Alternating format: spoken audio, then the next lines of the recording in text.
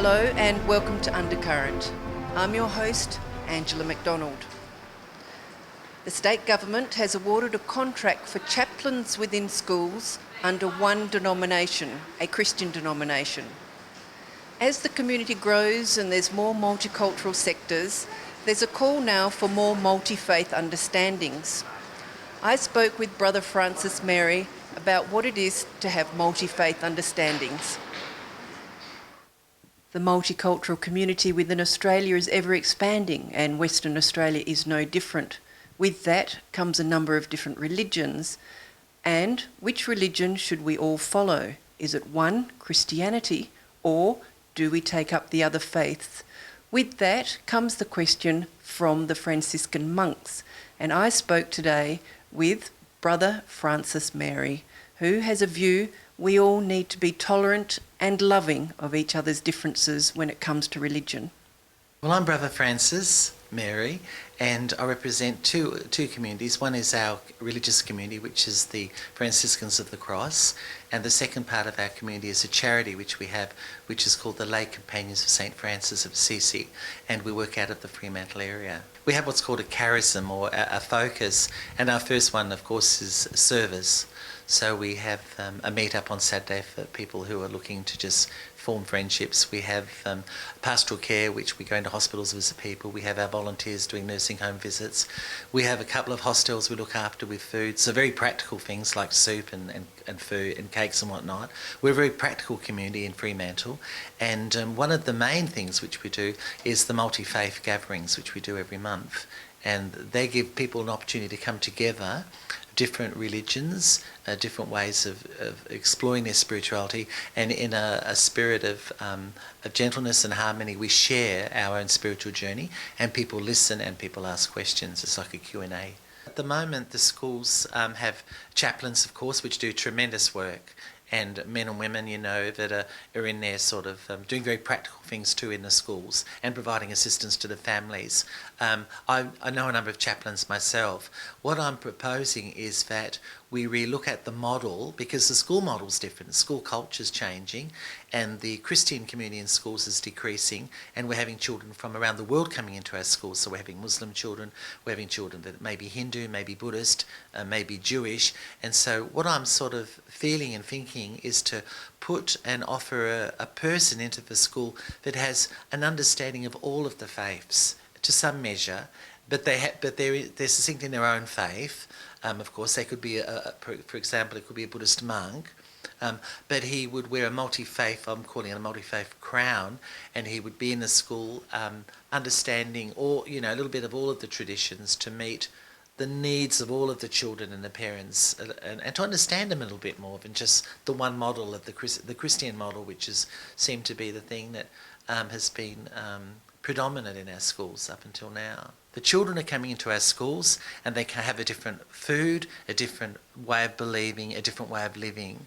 And we need to, as teachers and as pastoral care practitioners, and I'm using that term in place of chaplains, we need to have a deeper understanding and a deeper insight into this so that we can continue to create harmony in our schools and non-separation. If we can bring our children into harmony with each other, even if they've got a different faith, they'll grow into young people in harmony. They'll grow into adults in harmony. And then we'll have an Australia that's reflective and truly multicultural, and people will live together in the community and they will allow difference. I think the state government needs to look very carefully at the way they're doing it at the moment, and perhaps offer an alternative program outside of what they've currently got. We need to look at the diversity within the schools, the school culture in its religious or spiritual diversity, and then we need to go, okay, so this school has a larger number of, and we could perhaps meet this program with inviting a multi-faith person to come in and be the pastoral care practitioner in that school, and with a sensitivity to that faith practice, understanding many of the faiths, Australia is going to become increasingly less and less Christian, and it's going to become more and more multi-faith, and I think that's the new family emerging. I think we're all ultimately men and women. We're a community, we're a family. We have our own personal way in which we believe. I believe and think that that's important for us. Yet we'll also hold a sensitivity to not always say you're wrong. It's okay to hear your story, and for you the story's right, and this is my story which is right. Brother Francis, thank you for joining Undercurrent. Oh, you're welcome. Thank you for having me. God bless. I'm Angela MacDonald for Undercurrent. Radio Lollipop has supported sick children in hospital since 1979 with care, play and entertainment. Transperth has been supporting Radio Lollipop for the last 20 years with its Uniform Free Day. Undercurrent reporter James found out more. Uniform Free Day is the major fundraiser for Radio Lollipop. Volunteers dressed up and encourage people to donate around Perth's train stations. It's been going now for 20 years. It's a relationship we've had with Transperth and the bus drivers, and it's a day when the bus drivers get to be silly, if you like, in the way they dress, and they can dress down and put on a costume and just have fun. You know, they're out of their uniform, they can just have that fun, and people get on the bus and make their donations to make a difference for our kids. And you'll see different people on the bus. You'll see Radio Lollipop volunteers out at train stations. We'll all be out there asking you to give to help us keep these kids smiling. These funds just help us get the prizes that we need to give to the kids, because we have competitions through the radio. Keep up with the craft materials because they go through them like nothing on earth, and bubbles. I mean, we could probably spend most of the money on bubbles. Seems to be our trademark this year. Lollipop stands for lots of love and laughter and place of pain. That's exactly what the Army of Volunteers do here every night, here at this small studio in Princess Margaret Hospital. Radio Lollipop is a volunteer organisation that provides care, comfort, play and entertainment for children in hospital using the radio and play. It just gives them a chance to be normal. You know, during the day when they're here, the doctors are prodding and poking them, or they're having to go off for tests, and Radio Lollipop comes in at 5:30 and says, let's play. The radio is a great way to help children imagine, and we use it to tell stories and take them on a journey from their bed to, say, the zoo or the beach. It just gives them an opportunity to think about something else other than being in hospital. Anything from blowing bubbles to playing games to doing crafts. Actually, it's whatever the child wants to do that night. Sometimes it could just be sitting there watching Home and Away with them, because that's what they want to do and that's what we're about. We actually give the children a choice. So everything and anything within reason, of course. Radio Lollipop relies on the dedication of volunteers to provide this entertainment every night. It's just really fun, to be honest. You get to go in, play with some kids, make them smile, but it's also really great for me in particular as well. I have lots of fun playing games and just having a bit of a laugh. I think in particular when you walk into a room and a kid might be having a particularly hard day, which is often when they're in hospital, and if you can come in and just for 15 minutes make them sort of forget that they're there with a smile or a game of Uno, yeah, that's pretty rewarding. Bubbles are great, so something so simple is actually really popular, especially with the younger kids. We normally give them sort of an interview, so asking them what their favourite colour is, what they've done that week, favourite movies, all sorts of different things. Oh, we have lots of different competitions. What's really fun is that kids can call up and request a song or come up to the radio itself and be on the radio, which is quite thrilling for a lot of kids. For more details about how you can donate or volunteer, go to radiolollipop.org. This is James Rogers reporting for Undercurrent. The Get Up, Dirty Down report has brought up much discussion in regard to fossil fuels and big debts.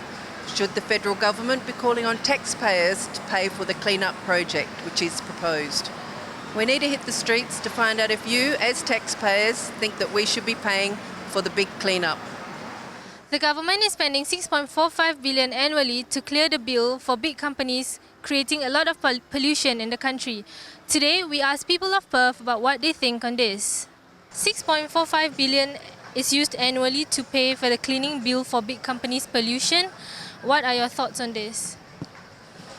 I think it could be spent on other things that have a lot more in need. I don't like it.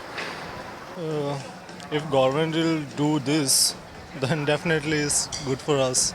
I think it's okay to spend that much money, but as long as they do a good job, you know, the quality, health is important. Yeah, I think that's bullshit. I think that there needs to be a price on carbon. Do you think these big companies should be cleaning up their pollution instead of earning huge profits and leaving taxpayers to clean the bill? Yes. Yeah. I'm not too sure on that one. But yeah, I do. Why do you think the government is footing the bill for these companies? Just we're getting slack these days, I think. My colleagues are told me about these things. The government will help us if we are paying the tax to government. Got no idea. Yeah, I don't know. Perhaps it advantages the Liberal government at the moment to have big commercial companies making them happy. I don't know. The people have said that the companies should clear the bills themselves instead of relying on taxpayers' money. I'm Renida Azman reporting for Undercurrent. Stay with us on WTV. We'll be back after a short break for more Undercurrent.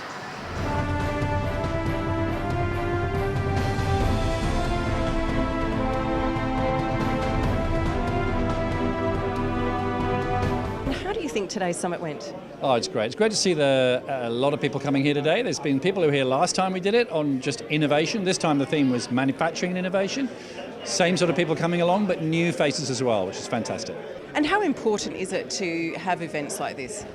Well, it's important to get people out there really talking about these issues, but also to get the politicians here, to get people from industry here, and get everyone talking together. So it was an interesting mix. I recognised a few people that I've seen before. Some people in tech industry, some in manufacturing industry, some retired people, some government people, some private sector people. So getting them all talking together. But of course, it's important to then translate those words into action and to see that things actually happen. Today, 75% of the jobs of the future will be STEM jobs.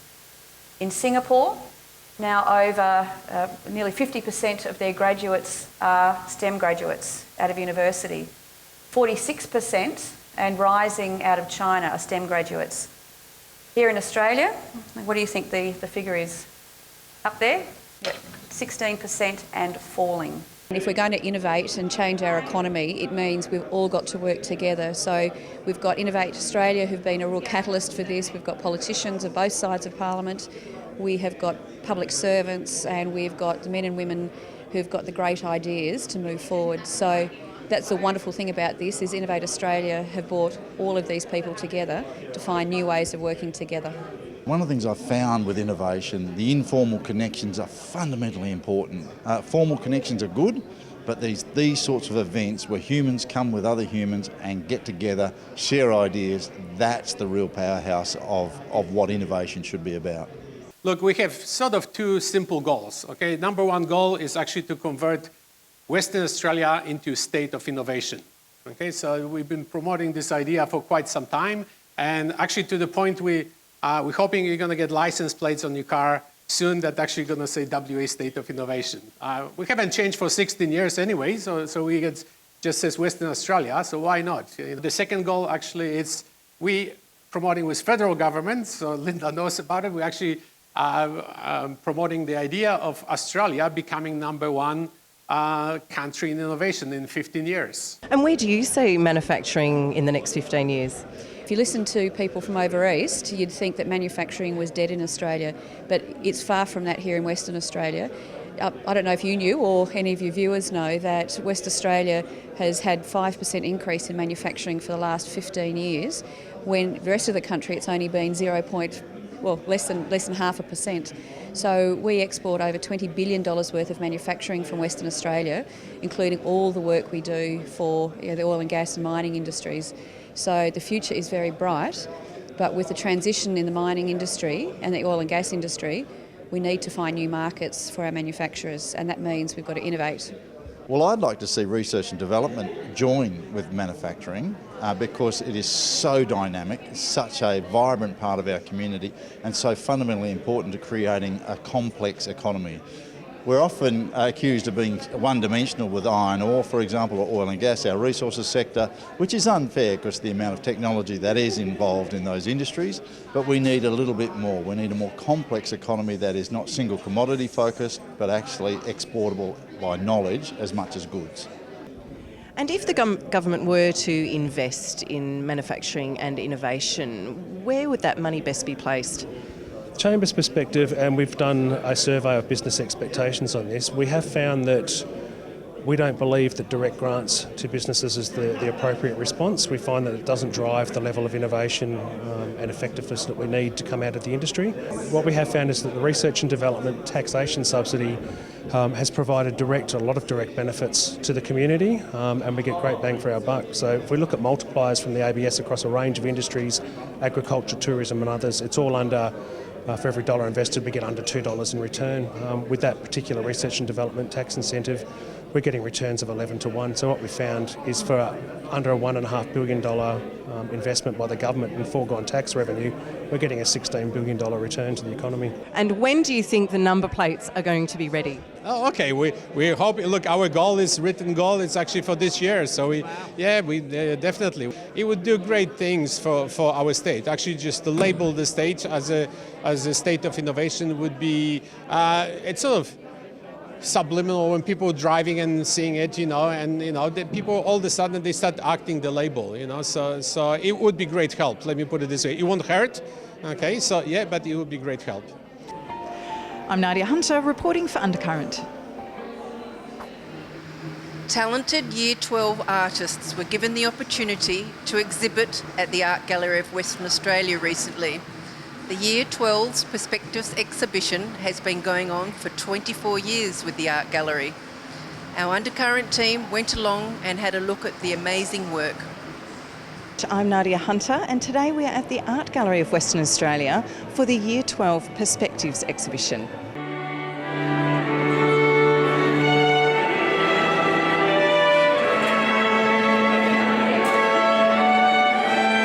Every year we say that it's great talent, that this year exhibition is better than it was last year, and it's almost like a repetition every year, but it's actually amazing to see how students at 16 or 17, that's year 12, have such a mastery of techniques so that they can express their ideas, creative ideas, with this confidence. I think the quality of the works that we see here is no doubt a combination of a range of things, their own innate ability, their application to what they're doing, and no doubt good teaching and a good environment in which they're working within their particular schools, which are really right across the public and the private school sector in Western Australia. Hi Darcy, congratulations. You're the winner of the Packers Prize this evening. Thank you. It was a big surprise. Yeah. Well, the inspiration definitely came from my first horse, Timber, which is where the name comes from also. I guess it was the first feeling I got of being free and like running on the horse is a totally different feeling to anything else. And it seems your teachers have been very supportive of your passion. Yes, they have. They've supported me the whole way through my whole high school experience, and I couldn't thank them enough. Oh, they have to self-research a lot. They have to come up with the meaning that is both linked into the curriculum as well as something that's important to them for them to really engage with it. I think that it shows them that anything's possible. It's such an honour to have your work in this gallery at such a young age. I think it just teaches them that nothing's off limits.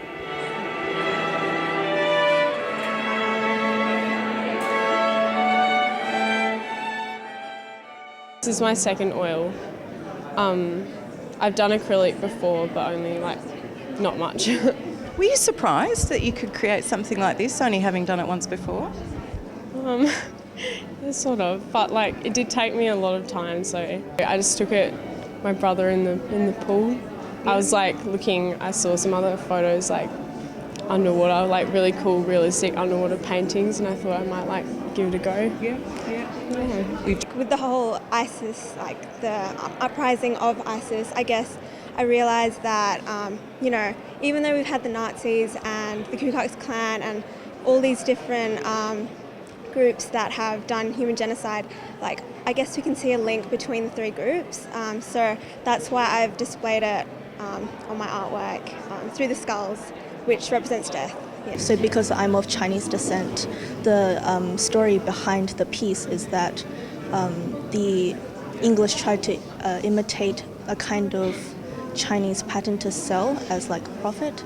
So this background, the willow pattern, really illustrates the coming together of Chinese and Western society, so I really wanted to incorporate that into my art. The fact that they've pushed themselves to their limits and seen what they can achieve, and just to be selected to be displayed in this exhibition at Western Australia's State Art Gallery is a really big achievement in itself. This was my first semester piece, and they're all about dreams and like how they transpire and how they change every night. So the first one's more about like just when you have a peaceful sleep and it's all relaxed, and then the other two take on the more nightmare side of dreams, like the tension. That's why I've got the pulling and the knot. So yeah, it's very much like the two sides of dreams, I guess. We have the major international shows where you have all the big names that you can think of, artists in the world who have made it and made it big.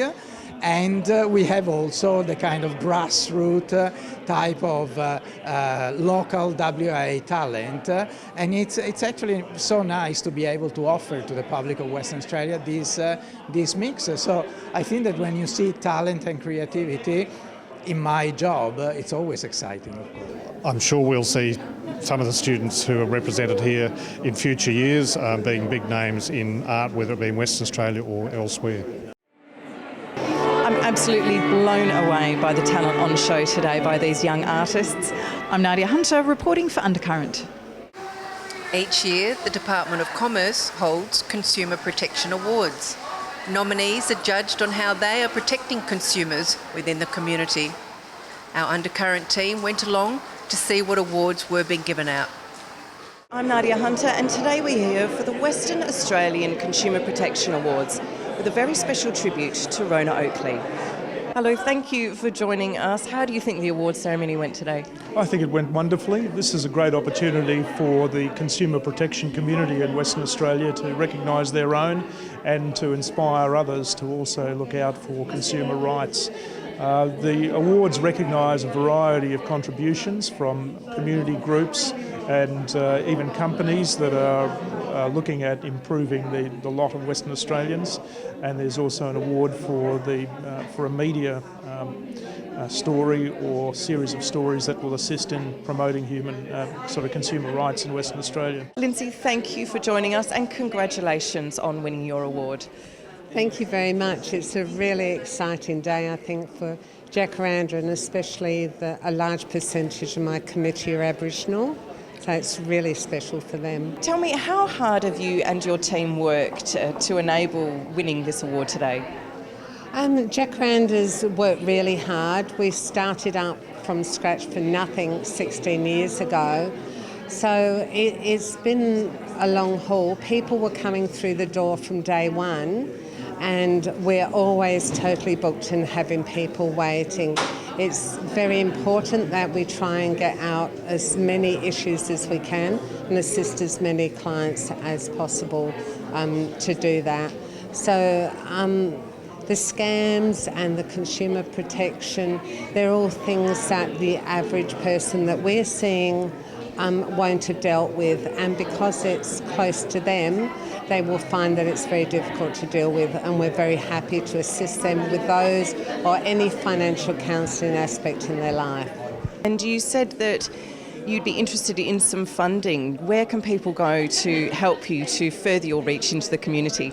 Jacaranda is a donation gift recipient, so if anyone wants to donate to Jacaranda on our website, if the government is out there, knows what we do, come and talk to me because I want to keep our staff and I want to be able to help as many people out in the community as I possibly can. Thanks for joining us and congratulations. A lot of hard work went into this story. Thank you. It was a bit unexpected. I kind of wish I had prepared a bit of a speech, but there we go. How important do you think it is to get these messages out to the broader community about scams and... I think it's incredibly important. The main story I was looking at was in relation to property-related scams. And the thing about property scams is that it's such a big investment. If you get caught up in one, there's your retirement savings gone. And as part of my investigation, I spoke to a lot of people who'd been burnt by property spookers, and it really put them in a bad place. I mean, they'd lose their life savings. It would screw them up in terms of retirement, and in some cases people can become suicidal at the result of these kind of scams. So I think it's really important, and that was what the work of other people here today really showed too. And you said that the Department of Commerce and Consumer Protection were very helpful. They were really helpful. I work with a few different government departments in my role, and the thing I find about the Department of Consumer Protection is they always go above and beyond to help, and there seems to be a culture of they're not necessarily helping because they want to themselves in the headline, they want to show off about what they're doing. It was really, you get a real sense that they want to get these messages out there because they know what the consequences of some of these scams and schemes can be, and they want to warn consumers, which I think is really great. Alison, thank you for joining us, and congratulations on your award today. Thank you very much. It's been an amazing achievement on behalf of ATCO Gas Australia and our schools program. So how many children approximately would have gone through your gas safety program? Okay, so to date we've had over 700 students come through the program, and this year we're looking at welcoming over 800 schools to the schools program. So tell me about the importance of increasing awareness with gas safety in the home. So ATCO Gas Australia plays a very large part in educating the community and the public about the awareness around natural gas safety, and our schools program is a strong commitment to maintaining that awareness and education for future gas users and school-aged children. Well, with so many dedicated consumer advocates working in our community, it's certain that Rona Oakley's work will live on. I'm Nadia Hunter. See you next time. You've been watching Undercurrent for WTV. Thanks for your company, take care, and we'll see you next week.